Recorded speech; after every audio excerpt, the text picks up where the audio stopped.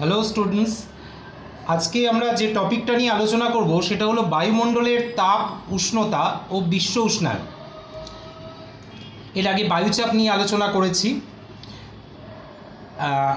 আমরা জানি যে কোনো অঞ্চলের আবহাওয়া বলতে সেই অঞ্চলের প্রধান 6টা বায়ুমণ্ডলীয় অবস্থাকে বোঝানো হয়। বায়ুর উষ্ণতা, বায়ুচাপ, বায়ুর আর্দ্রতা, বায়ু প্রবাহ, মেঘাচ্ছন্নতা এবং অধঃক্ষেপণ। এর মধ্যে আমাদের মোটামুটি বাকি অংশগুলো নিয়ে আলোচনা হয়ে গেছে, শুধু বায়ুমণ্ডলের তাপ উষ্ণতার অংশটা আবহাওয়ার উপাদান হিসেবে আলোচনা করার বাকি আছে। তা বায়ুমণ্ডলের তাপ উষ্ণতা আলোচনা করার আগে কতগুলো ছোট ছোট কোশ্চেন বা কতগুলো ছোট ছোট বিষয় আগে একটু জেনে নেওয়া দরকার। তার মধ্যে প্রথম হচ্ছে সূর্যরশ্মির তাপীয় ফল বা ইনসোলেশন। সূর্যরশ্মির তাপীয় ফল বা ইনসোলেশন কাকে বলে? আমরা জানি যে সূর্য থেকে প্রতি মুহূর্তে পৃথিবীতে তাপ আসে এবং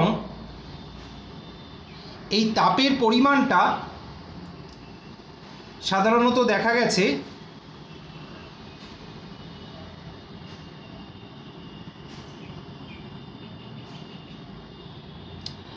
এই তাপের পরিমাণটা সাধারণত দেখা গেছে তাপের মূল অংশটা সূর্যের বহিঃপৃষ্ঠ থেকে আসে, সূর্যের বাইরের অংশটা থেকে আসে, যেখানকার উষ্ণতা সবচেয়ে বেশি, প্রায় 6000 ডিগ্রি সেলসিয়াস।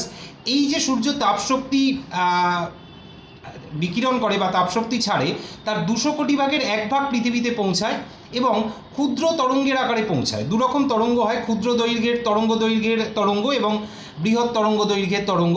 সেরকম ক্ষুদ্র তরঙ্গ দৈর্ঘ্যের তরঙ্গ হিসেবে আসে, আবার যখন ফেরত যায় তখন বৃহৎ তরঙ্গ দৈর্ঘ্য হিসেবে ফেরত যায়। এটা কিন্তু মাথায় রাখিস।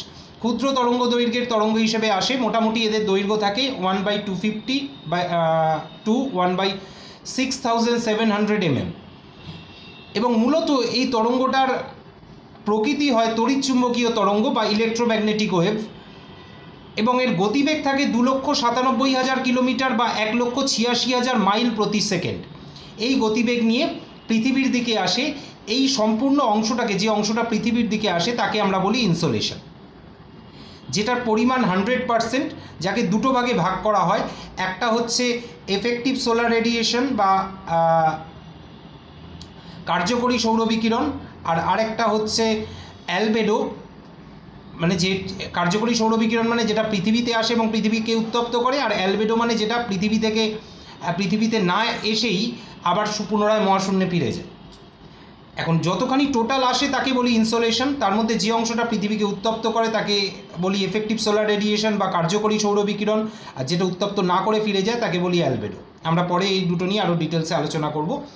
নেক্সট হচ্ছে ইনসোলেশনের নিয়ন্ত্রক। কোন কোন বিষয়গুলো ইনসোলেশনকে নিয়ন্ত্রণ করে থাকে?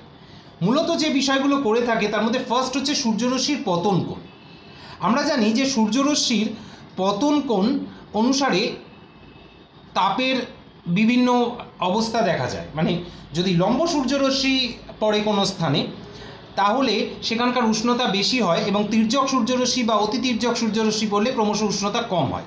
কারণ লম্ব সূর্যরশ্মিতে উষ্ণতা বেশি হওয়ার প্রধান কারণ হচ্ছে লম্ব সূর্যরশ্মি কম স্থান ভেদ করে আসে এবং বায়ুমণ্ডলে কম স্থানে ছড়িয়ে পড়ে, মানে কম বায়ুমণ্ডলীয় স্তর ভেদ করে আসে এবং ভূপৃষ্ঠে কম স্থানে ছড়িয়ে পড়ে। সেই জন্য লম্ব সূর্যরশ্মিতে উষ্ণতা অনেক বেশি হয়। অন্যদিকে তির্যক সূর্যরশ্মি বেশি বায়ুমণ্ডলীয় স্তর ভেদ করে আসে এবং বেশি স্থানে ছড়িয়ে পড়ে বলে তির্যক সূর্যরশ্মিতে কিন্তু উষ্ণতা যথেষ্ট কম হয়। ওর জন্য যদি লম্ব সূর্যরশ্মি কোনো অঞ্চলে পড়ে সেখানে ইনসোলেশনের পরিমাণ বেশি হয়। যদি তির্যক বা অতি তির্যক সূর্যরশ্মি সারাদিন ধরে পড়ে কোনো স্থানে, তাহলে একই সময় ধরে সূর্যরশ্মি পড়লেও কিন্তু উষ্ণতার পরিমাণ কম হয়। নেক্সট হচ্ছে সূর্য থেকে পৃথিবীর দূরত্ব। আমরা আগে পড়েছি ক্লাস 9-এ যে সূর্য থেকে পৃথিবীর দূরত্ব অনুযায়ী দুরকম দূরত্ব হয়। একটাকে আমরা বলি অপসূর, একটাকে বলি অনুসূর। যখন সূর্য থেকে পৃথিবীর দূরত্ব বেশি হয় তখন তাকে বলা হয় অপসূর, 15 কোটি 20 লক্ষ কিলোমিটার। আর যখন সূর্য থেকে পৃথিবীর দূরত্ব কম হয় তাকে আমরা বলি অনুসূর, 14 কোটি 70 লক্ষ কিলোমিটার। এবার স্বাভাবিকভাবে সূর্য যদি পৃথিবীর কাছে থাকে তাহলে ইনসোলেশনের পরিমাণ বেশি হবে এবং সূর্য যদি পৃথিবী থেকে দূরে থাকে তাহলে ইনসোলেশনের পরিমাণ কম হবে। অর্থাৎ সূর্য থেকে পৃথিবীর দূরত্বের ওপর ইনসোলেশন নির্ভর করে থাকে। নেক্সট হচ্ছে দিনের পরিসর, মানে কতক্ষণ ধরে সূর্যরশ্মিটা পৃথিবীতে আসছে। যদি দেখা যায় গ্রীষ্মকালের সময় প্রায় 14 ঘন্টা ধরে সূর্যরশ্মি আসছে, গরমের পরিমাণ বাড়ছে, গ্রীষ্ম ঋতু তৈরি হচ্ছে। আবার দেখা যায় শীতকালে হয়তো 10 বা 11 ঘন্টা সূর্যরশ্মি আসছে, তাহলে শীত ঋতু তৈরি হচ্ছে, কারণ ততটা ইনসোলেশন হচ্ছে না। এটা আমরা ঠিক এভাবে মেজার করতে পারি, 12:12, এটা হচ্ছে সেম। যদি 12 ঘন্টা সূর্যরশ্মি পড়ে এবং বিকিরণ হতেও 12 ঘন্টা সময় লাগে, তাহলে কিন্তু মোটামুটি একটা মডারেট ওয়েদার থাকে। এবার যদি 11 ঘন্টা সূর্যরশ্মি পড়ে আর বিকিরণ হতে 13 ঘন্টা সময় লাগে, তাহলে দেখা যায় শীতল আবহাওয়া তৈরি হয়েছে। আবার অন্যদিকে 13 ঘন্টা সূর্যরশ্মি পড়ছে, বিকিরণ হওয়ার জন্য মাত্র 11 ঘন্টা সময় আছে, তখন দেখা যায় গ্রীষ্ম ঋতু তৈরি হচ্ছে। অর্থাৎ দিনের পরিসরের ওপর ইনসোলেশন নির্ভর করে, যেটা বিভিন্ন ঋতু তৈরি করে থাকে। নেক্সট হচ্ছে আবহমণ্ডলের স্বচ্ছতা, মানে আমরা যদি মেঘের আবরণ দেখি, তাহলে মেঘের আবরণ যদি থাকে, তাহলে সূর্য থেকে তাপ পৃথিবীতে না এসে মেঘে ধাক্কা খেয়ে আবার মহাশূন্যে চলে যায়। ফলে আবহমণ্ডল যদি স্বচ্ছ থাকে, মেঘের আবরণ যদি না থাকে, বায়ুমণ্ডলীয় কণার পরিমাণ বেশি না থাকে, তাহলে দেখা যায় পৃথিবীতে অনেক পরিমাণ তাপ আসছে এবং ইনসোলেশনের পরিমাণ বাড়ছে। লাস্ট হচ্ছে সৌর কলঙ্কের হ্রাস বৃদ্ধি। সৌর কলঙ্ক ব্যাপারটা কী? খুব সহজভাবে বুঝলে, আমরা যদি একটা বাল্বের গায়ে কিছু কালো কাগজ আটকে দিই, তাহলে কি হবে? ওই কালো কাগজে ছোটো ছোটো কয়েকটা কালো কাগজ, পুরোটা নয়, ছোটো ছোটো কয়েকটা কালো কাগজের চৌকো চৌকো কালো কাগজ কেটে বাল্বের বিভিন্ন স্থানে আটকে দিয়েছে। তাহলে যে স্থানগুলোয় কালো কাগজ রয়েছে সেই স্থান দিয়ে বাল্বের আলোটা আসবে না, আর যে স্থানে কালো কাগজ নেই সেই স্থান দিয়ে আসবে। তার মানে যখন আমি কালো কাগজের পরিমাণটা বাড়াচ্ছি, তখন দেখা যাচ্ছে বাল্ব থেকে আলোর পরিমাণ কমে যাচ্ছে। ঠিক একইভাবে হাইড্রোজেন হিলিয়াম বিস্ফোরণের জন্য সূর্যের মধ্যে কিছু ব্ল্যাক স্পট দেখা যায়। এই ব্ল্যাক স্পটগুলোকেই সৌর কলঙ্ক বলে। এই সৌর কলঙ্কের পরিমাণ যখন বেড়ে যায়, তখন দেখা যায় ইনসোলেশনের পরিমাণ কমে যায়। আবার সৌর কলঙ্কের পরিমাণ যখন কমে যায়, তখন দেখা যায় ইনসোলেশনের পরিমাণ বেড়ে যায়। এই হচ্ছে সৌর কলঙ্কের হ্রাস বৃদ্ধি। ফলাফল আমরা দেখতে পাই মূলত এর প্রভাবে, ইনসোলেশনের প্রভাবে ভূপৃষ্ঠ জলভাগ উত্তপ্ত হয়, আর পরোক্ষভাবে কিন্তু বায়ুমণ্ডল উত্তপ্ত হয়। একটা বিশেষ পদ্ধতি আছে যেটা প্রত্যক্ষ হয় বায়ুমণ্ডলে, যেগুলো সম্বন্ধে আমরা ডিটেলস আলোচনা করবো। ওর জন্য এখানে ব্যতিক্রম তাপ শোষণ পদ্ধতি লিখে রেখেছি, আর অ্যালবেডো সৃষ্টি করে থাকে। এগুলো হচ্ছে ফলাফল। তোরা এখান থেকেই নোট ডাউন করিস, পুরো টপিক এবং পুরো নোটটা এখান থেকে নোট ডাউন করিস, কারণ এটার উপর কোনো নোট আমি দিইনি। শর্ট কোশ্চেনের নোট দেওয়া আছে, ব্রড কোশ্চেনের নোট দিইনি, অর্থাৎ তোদের এখান থেকেই করতে হবে। নেক্সট আমরা যেটা নিয়ে আলোচনা করব সেটা হচ্ছে কার্যকরী সৌর বিকিরণ। সূর্য থেকে যদি আমরা এই যে সূর্যরশ্মিটা আসছে, যে ইনসোলেশনের পরিমাণ, সেটা যদি 100% ধরা হয়, তাহলে এর মধ্যে যে পরিমাণ, শতকরা যত পরিমাণ সূর্যরশ্মি ভূপৃষ্ঠকে প্রত্যক্ষভাবে এবং বায়ুমণ্ডলকে পরোক্ষভাবে উত্তপ্ত করতে সক্ষম হয়, তাকে বলা হয় কার্যকরী সৌর বিকিরণ। পরিমাণ 66%। গড় যদি বলা হয়, গড় কার্যকরী সৌর বিকিরণ, তাহলে কিন্তু 65%। দেখ, অন্যদিকে অ্যালবেডোটা কি? সূর্য থেকে যদি আগত রশ্মিটাকে আমরা 100% ধরি, তাহলে এর শতকরা যত অংশ ভূপৃষ্ঠ পর্যন্ত পৌঁছায় না, বা ভূপৃষ্ঠে পৌঁছলেও ভূপৃষ্ঠ বায়ুমণ্ডলকে উত্তপ্ত না করে দিনের বেলাতেই মহাশূন্যে ফিরে যায়, তাকে আমরা বলছি অ্যালবেডো। এটা 34%, যেটার গড় হচ্ছে 35%। নেক্সট, নিয়ন্ত্রক। দেখ, কার্যকরী সৌর বিকিরণ বা অ্যালবেডো দুটোরই কিন্তু নিয়ন্ত্রণকারী যে বিষয়গুলো, সেগুলো কিন্তু ইনসোলেশনকে যে বিষয়গুলো নিয়ন্ত্রণ করে, সেগুলোই কিন্তু কার্যকরী সৌর বিকিরণ বা অ্যালবেডোকে নিয়ন্ত্রণ করে। এখন তার সঙ্গে কিছু বিশেষ বিষয় আছে যেগুলো এদের আলাদা করে নিয়ন্ত্রণ করে থাকে। যেমন ভূপৃষ্ঠ আর জলভাগের বিস্তৃতির উপর কার্যকরী সৌর বিকিরণ নিয়ন্ত্রিত হয়। যেমন যদি ভূপৃষ্ঠ বা জলভাগের পরিমাণ অনেক বেশি হয়, যে অঞ্চলে পরিমাণ বেশি, সেই অঞ্চলে কিন্তু ভূপৃষ্ঠের পরিমাণ যদি বেশি হয়, তাহলে কার্যকরী সৌর বিকিরণ বেশি হয়। যদি জলভাগের পরিমাণ বেশি হয়, তাহলে কার্যকরী সৌর বিকিরণ কিছুটা কম হয়। অন্যদিকে বিকিরণ পরিচলন, পরিবহন, এই পদ্ধতিগুলো যত তীব্র হয় বা এই পদ্ধতিগুলোর কাজ যত ভালো হয়, তত নির্ভর করে। এটা তো সব উপাদানের উপর কাজ করে না, যে উপাদানগুলো উপস্থিত থাকলে এগুলোর কাজ ভালো হয়, সেগুলো কার্যকরী সৌর বিকিরণ তৈরি করে। এছাড়া গ্রিন হাউস গ্যাসীয় কণার যে পরিমাণ, সেটার উপরে নির্ভর করে। যদি গ্রিন হাউস গ্যাসীয় কণার পরিমাণ বেশি হয়, তাহলে দেখা যায় কার্যকরী সৌর বিকিরণের তীব্রতা বেড়েছে। গ্রিন হাউস গ্যাসীয় কণার পরিমাণ কম হলে অন্যরকম দেখা যায়।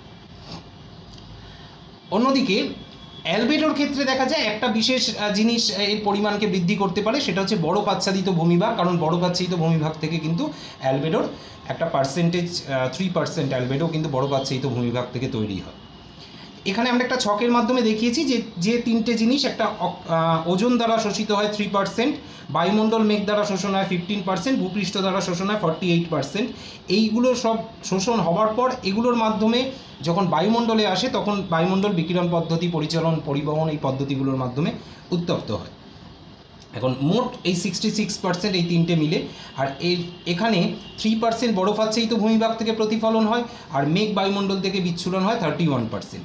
এই যে পার্সেন্টেজগুলো দেখলি এগুলো কিন্তু অনেক বইতে অন্যরকমও দেওয়া থাকে, তো আমি বলবো এই পার্সেন্টেজটা পড়, এটা যে কোনো একটা পড়লেই হয়, এই পার্সেন্টেজটা পড়, এটা একটু ইজি এবং মুখস্থ করতেও সুবিধা হবে বা মনে রাখতে সুবিধা হবে, ঠিক আছে। তার মানে ইনসোলেশনকে আমরা মূলত দুটো ভাগে ভাগ করতে পারি, একটা হচ্ছে কার্যকরী সৌর বিকিরণ বা এফেক্টিভ সোলার রেডিয়েশন, আর একটা হচ্ছে অ্যালবেডো। এই দুটো ভাগে আমরা মূলত এদের ভাগ করতে পারি। এটাও কিন্তু টিকা হিসেবে 2 নম্বরের টিকা হিসেবে বা কোনো কোনো সময় 3 নম্বরের প্রশ্ন হিসেবে ইনসোলেশন বলতে কী বোঝো এই টাইপের প্রশ্ন হিসেবে আসে। এটা কিন্তু শুধু নিয়ন্ত্রকগুলোর একটু মাথায় রাখিস, নিয়ন্ত্রকগুলোর ক্ষেত্রে কিন্তু তোদের ইনসোলেশনের নিয়ন্ত্রকগুলো লিখে তারপরে এই নিয়ন্ত্রকগুলো লিখতে হবে। ওকে, নেক্সট।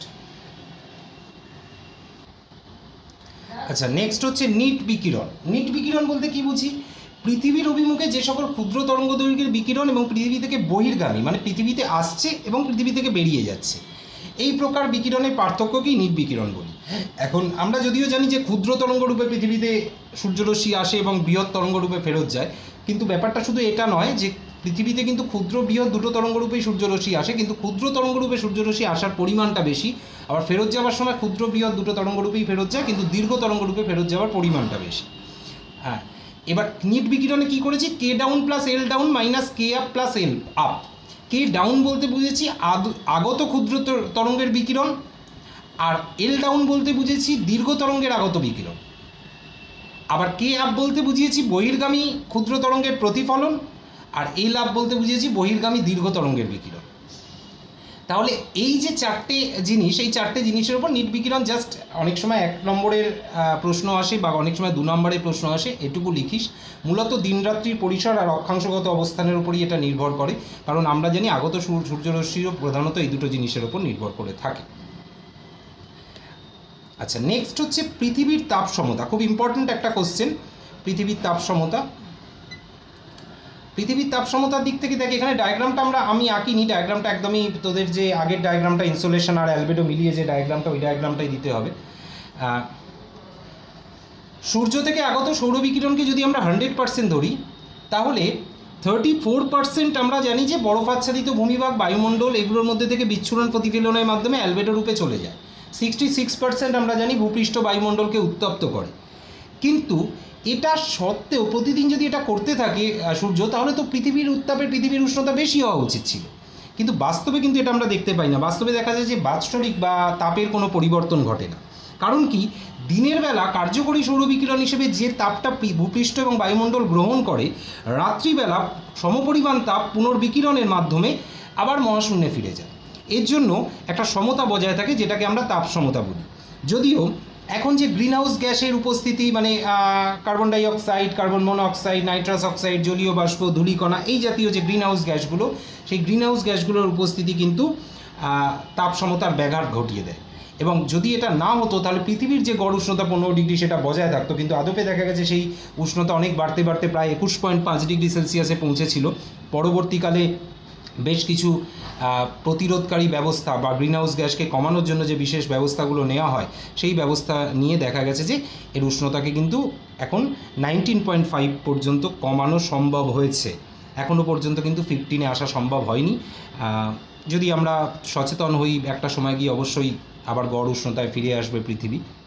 ওকে, এই তাপ সমতা হচ্ছে একটা ঘটনা, যেটা এই তাপ সমতার জন্যই কিন্তু পৃথিবীর গড় উষ্ণতা বজায় থাকে। তাপ সমতা না থাকলে কিন্তু পৃথিবীতে প্রাণেরই সৃষ্টি হতো না। কারণ কি? ক্রমাগত কার্যকরী সৌরবিকিরণ গ্রহণ করতে করতে করতে করতে একসময় জায়গাটা প্রচণ্ড উত্তপ্ত হয়ে ঝলসে যেত, সেখানে কোনো প্রাণী বসবাস করতে পারত। অর্থাৎ তাপ সমতা খুব প্রয়োজনীয় একটা জিনিস পৃথিবীতে জীবকুলের বেঁচে থাকার জন্য। আচ্ছা, নেক্সট হচ্ছে বায়ুমণ্ডল উত্তপ্ত হওয়ার পদ্ধতি। বায়ুমণ্ডল উত্তপ্ত হওয়ার পদ্ধতি, এটা কিন্তু 5 নাম্বারের কোশ্চেন। বায়ুমণ্ডল উত্তপ্ত হওয়ার পদ্ধতির মধ্যে আমরা যদি সূর্য থেকে যে ইনসোলেশনটা হচ্ছে, যে কার্যকরী সৌরবিকিরণটা হচ্ছে, সেটা তো ভূপৃষ্ঠকে প্রত্যক্ষভাবে করছে, বায়ুমণ্ডলকে পরোক্ষভাবে করছে। এখন এই পদ্ধতিগুলোকে আমরা এভাবে ভাগ করেছি। পরোক্ষ পদ্ধতি হচ্ছে বিকিরণ, পরিবহন, পরিচালন, অ্যাডভেকশন, 4টে। প্রত্যক্ষ পদ্ধতি একটাই, সৌরতাপ শোষণ। আর অন্যান্য পদ্ধতি এগুলো সব ক্ষেত্রে সব জায়গায় কাজ করে না, আঞ্চলিকভাবে কোনো কোনো ক্ষেত্রে কোনো কোনো স্থানে কাজ করে, সেটাগুলো আলাদা করে করেছি। আচ্ছা, আমি একটু অন্যান্যগুলো বলে দিই, কারণ বাকিগুলো ডিটেলসে আলোচনা করেছি এই 5টা, কিন্তু অন্যান্যগুলোকে আলোচনা করতে হয় না, 5 নম্বরের প্রশ্ন। আচ্ছা দেখ, ভূ অভ্যন্তরস্থ তেজস্ক্রিয় পদার্থের বিকিরণ দ্বারা সৃষ্ট তাপ, তার মানে কি, ভূ অভ্যন্তরে যেসব, যেমন মোনাজাইট বালুর মধ্যে থোরিয়াম থাকে, থোরিয়াম একটা তেজস্ক্রিয় পদার্থ, থোরিয়াম থেকে কেরলে মোনাজাইট বালুতে, এর জন্য কেরলের মূলত যে উপকূল অঞ্চল আছে সেই উপকূল অঞ্চলে বালি থেকে কিন্তু বিকীর্ণ তাপের পরিমাণ যথেষ্ট বেশি। আবার ধর আগ্নেয়গিরি বা উষ্ণ প্রস্রবণ, বক্রেশ্বরের উষ্ণ প্রস্রবণ, কিংবা ব্যারেন আগ্নেয়গিরি বা অন্য আগ্নেয়গিরিতে, আগ্নেয়গিরির কাছের অঞ্চলের উষ্ণতা স্বাভাবিকভাবে বেশি থাকে, কারণ আগ্নেয়গিরির অঞ্চলের উষ্ণতা বেশি থাকে যখন অগ্নুৎপাত হয় সেই সময়কার অবস্থা। এছাড়া রাসায়নিক আবহবিকার, আমরা জানি যে কোনো রাসায়নিক বিক্রিয়ার ফলে একটা তাপ উৎপন্ন হয়, অনেক সময় আমরা তাপ উৎপন্ন হয় বা তাপ গ্রহণ হয়, তাপ বর্জন হলে বাইরে বেরিয়ে আসতে দেখি তাপটাকে বিক্রিয়ার ফলে। তা এরকম রাসায়নিক বিক্রিয়ার ফলে যখন তাপ উৎপন্ন হয়, যখন কিছু রাসায়নিক আবহবিকার আছে যার ফলে তাপ উৎপন্ন হয় বিক্রিয়াজনিত কারণে, সেটাকেও আমরা বায়ুমণ্ডল, তার মাধ্যমে কিন্তু বায়ুমণ্ডল খুব স্বল্পভাবে উত্তপ্ত হয়। আরেকটা হচ্ছে ঘনীভবনজাত ঋণতাপ। ঘনীভবনজাত ঋণতাপ কীরকম, আমরা জানি পদার্থের অবস্থান্তর হলে, মানে জল যদি বরফ যদি জলে পরিণত হয় বা জলীয় বাষ্প যদি জলে পরিণত হয়, তার মানে কি, একটা দেখলাম কঠিন অবস্থা থেকে তরলে গেল, একটা গ্যাসীয় অবস্থা থেকে তরলে গেল, তার যখন অবস্থার পরিবর্তন হয় তখন কিন্তু ঋণতাপ বেরিয়ে আসে। সেরকম যখন ঘনীভবন হয় তখন জলীয় বাষ্প আবার জলকণা বা বরফকণায় পরিণত হয়, তখন সেজন্য কি ওখান থেকে যে ঋণতাপটা বেরিয়ে আসে, সেই ঋণতাপটা কিন্তু ঊর্ধ্বস্তরে বায়ুমণ্ডলকে কিছু পরিমাণে উত্তপ্ত করে। ওর জন্য এই অন্যান্য পয়েন্টগুলো আলাদা করে দেওয়া হয়েছে। নেক্সট হচ্ছে আমরা আলোচনা করব মূল পয়েন্টগুলো। ফার্স্ট, বিকিরণ। বিকিরণের ক্ষেত্রে আমরা জানি যে কোনো মাধ্যম ইউজ হবে না, তাপের সঞ্চালন হবে, এর জন্য একেই বিকিরণ বলে। এটার ক্ষেত্রে আমরা যেমন দেখা যায় যে ভূপৃষ্ঠ প্রত্যক্ষভাবে সূর্যরশ্মি গ্রহণ করে উত্তপ্ত হলেও বিকিরণ পদ্ধতির মাধ্যমে সংলগ্ন বায়ুমণ্ডলকে উত্তপ্ত করবে। এবার ভূপৃষ্ঠ কি, ভূপৃষ্ঠ সবচেয়ে বেশি যখন উত্তপ্ত হয় তখনই কিন্তু বায়ুমণ্ডল উত্তপ্ত হয় না। ভূপৃষ্ঠ যখন সবচেয়ে বেশি উত্তপ্ত হয় তার কিছুটা পরে বায়ুমণ্ডল উত্তপ্ত হয়, কারণ বিকিরণটা হতে তো সময় লাগবে। সেই জন্য দুপুর 12টার সময় দেখ ভূপৃষ্ঠ সবচেয়ে উত্তপ্ত হয়, কিন্তু বায়ুমণ্ডল বিকিরণ পদ্ধতিতে উত্তপ্ত হয় দুপুর 2টো বা 3টের সময়, এই সময়টা লাগে বিকিরণ হতে। অন্যদিকে পরিবহনের ক্ষেত্রে দেখা যাচ্ছে অসম উত্তাপ বিশিষ্ট দুটো বস্তু পাশাপাশি থাকলে একটা থেকে আরেকটা তাপ সঞ্চালন হয়, কতক্ষণ অবধি ঘটবে, যতক্ষণ পর্যন্ত দুটো বিষয় বা বস্তুর উষ্ণতা সমান হবে। সেরকম এতে পরিবহনের ক্ষেত্রে আমরা এরকম জিনিস দেখতে পাই যে একটা বস্তু থেকে আরেকটা বস্তুতে তাপের সঞ্চালন ঘটছে। আচ্ছা,